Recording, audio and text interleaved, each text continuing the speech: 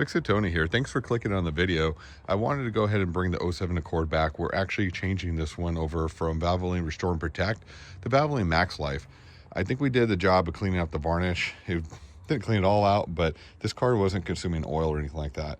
But it does have, sometimes these engines tend to have a little bit of seepage, not active leaks, but seepage. And a lot of you are asking, what can I use to do that? The Maxlife additive that you'll find in the Valvoline actually has seal conditioners. And then this one also has extended protection, which gives it a little bit longer of a life between oil changes. I don't use more time, but usually extended protection means a better additive package. So we'll stick with that. If you've been following this car, we actually recently just replaced the air conditioning compressor. It had a coil failure, had to replace the whole unit.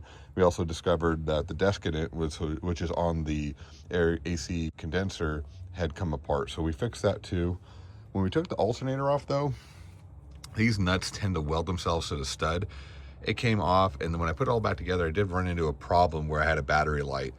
So I was going to replace this alternator, took it off, took it apart because I have nothing really to lose, because replacements for these are almost $300, kind of really pricey because they rarely actually fail, and found that the stud had come loose and the nut that goes on the controller was also a little loose. I pulled the brushes. Brushes are almost like not even 50% worn. Put it back together, problem solved.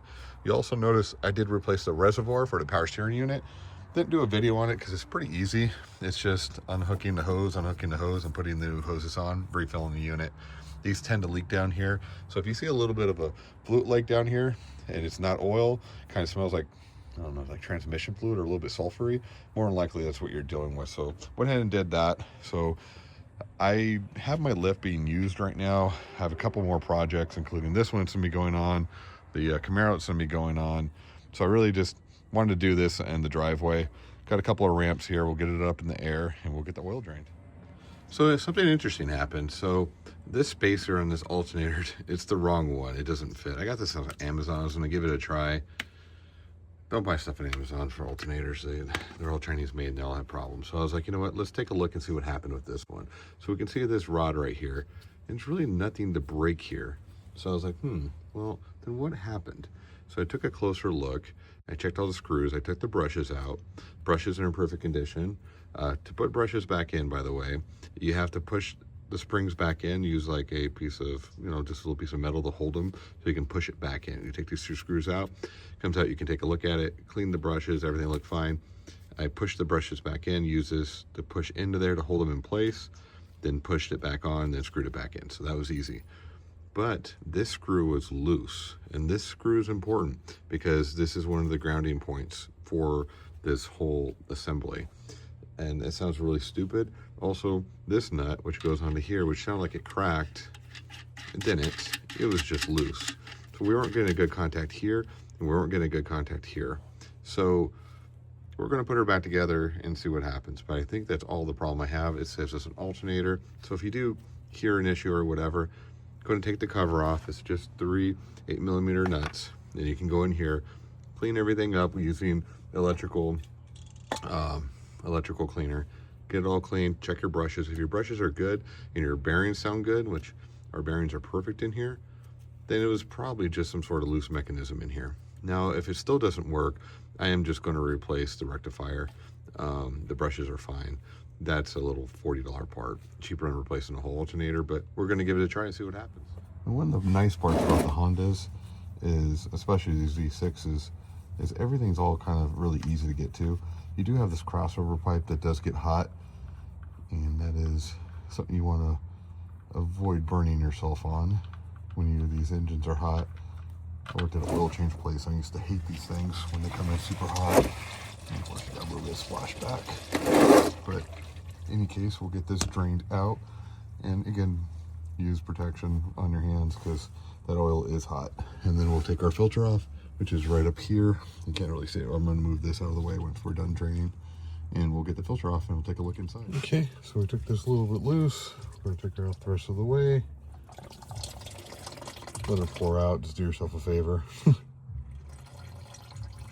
We'll let this pour out the rest of the way, and then we'll go ahead and take her off and take a look at her. All right, so make sure the gasket's off, which it's not there anymore.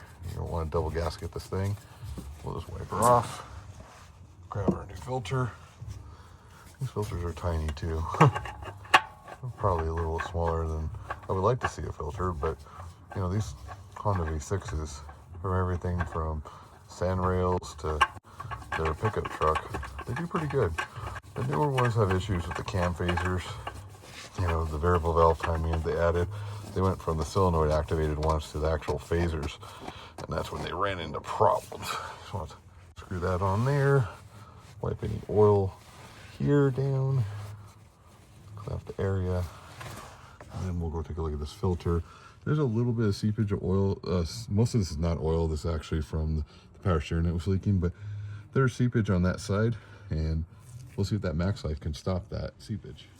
Alrighty, so this side, got our oil filter apart. We'll go ahead and, our anti-drain back valve is right there. And we'll just go and pull the filter out itself. Didn't quite want that to happen, but oh yeah, look at that. Again, this is what Restore and Protect does. There's a little bit of sludgy oil right there, but you see there's no metal in there. That's just debris that's actually getting broken loose by the Valvoline Restore and Protect. And just take a look inside to take a look. This filter's heavy, and I mean, nothing got through, but for sure this was pretty heavily dirty. I mean, you can cut it open, take a look, but I don't see anything that concerns me here. It's just full of junk, and that junk is, again, a little bit piece of gasket got in there. I don't know where that came from, but Valvoline Restore and Protect did its job here. So we're going to go ahead and put we already put the new filter on. We're going to refill the oil now. Okay, went ahead and added, it takes like 4.7. I just put all 5. A little bit overfill is not going to kill you. And I did let this thing drain for quite a bit. Sometimes, most of the time what I'm finding is that I do have to put a little more in there. So the Valvoline Restore and Protect was definitely breaking up that stuff that was in there. And what I'm curious about, and you guys are going to have to follow the channel, is did they add a little bit of that to their new Maxlife? Maybe, who knows? Give this a good shake before you pour it in, and we're going to go ahead and start her up and check our level, make sure we're good, and reset the change oil light. So oil level is good. We're resetting our change oil light. Just go click on this button until you get the percentage, and then you want to hold the button for 10 seconds and you'll get it flashing, and then lastly you're going to hold it again, and that's going to reset it for you. So we'll just hold it. Boom, there we are. I like to reset my second trip meter here to 0, and that also just kind of gives me an idea how many miles it's been since the last oil change, so you can keep track of it. I don't like it to go the whole time, especially with 159,000 miles on this car. So you know, some of you guys have asked about the stereo. There's a video I'll put in the description how to do a CarPlay stereo on these. The stereo is great. I've had no problems with it. You got a backup camera. You can do wireless CarPlay. It's really, really cool. But if you're interested, that'll be in the description. A lot of projects coming up very, very soon. So please like, subscribe, share. We're over 2,000 subscribes. I appreciate you guys asking questions you want. I'll do whatever I can. Again, I do work a full-time job, so I do this on the weekends. So the more that you guys ask questions and ask for videos, the more it gives me a reason to do more videos. So thanks again. Have a great day.